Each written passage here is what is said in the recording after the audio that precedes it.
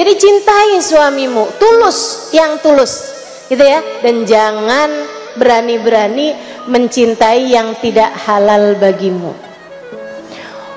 Walaupun hanya sekedar dalam pikiranmu. Oh, ini berat nih. Berat nih, tapi kita belajar. Ya, Pak ya?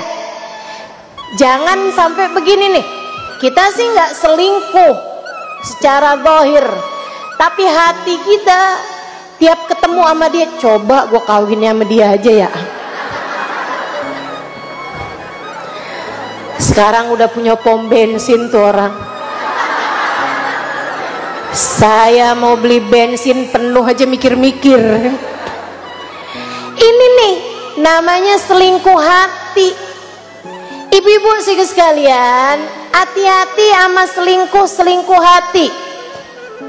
Bu, ada seorang bapak-bapak mengadu kepada gurunya. Makanya penting orang punya guru tuh penting.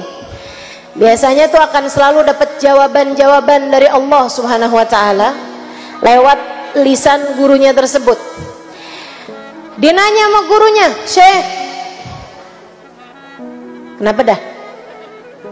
Syekh, saya kenapa ya Syekh? Sekarang ini nih udah nikah nih saya 7 tahun sama istri saya.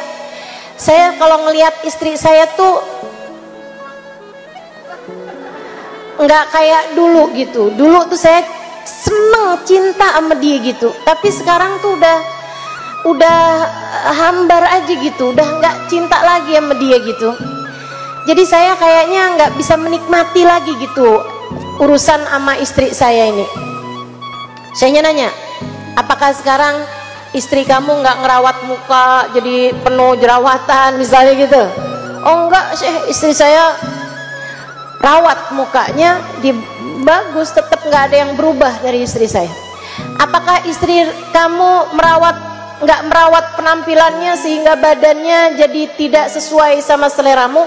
"Oh enggak, istri saya merawat badannya sehingga seleranya tetap saya tetap suka sama perempuan tersebut." Artinya kalau saya lihat perempuan itu di jalanan gitu, saya nggak tahu di istri saya mungkin akan senang juga.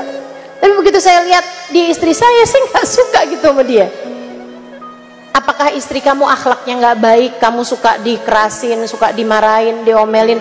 "Nggak juga, istri saya dia wanita yang solehah, dia nurut apa kata saya, dia nggak pernah membangkang saya." Saya kemudian nanya, "Apakah kamu suka ngelihat perempuan-perempuan di jalanan yang terbuka auratnya?" Suaminya menjawab, "Iya sih saya suka nongkrong, saya suka liatin cewek cakep-cakep di mall, saya suka mandangin orang-orang, saya suka nonton tayangan-tayangan yang nggak dibenarkan."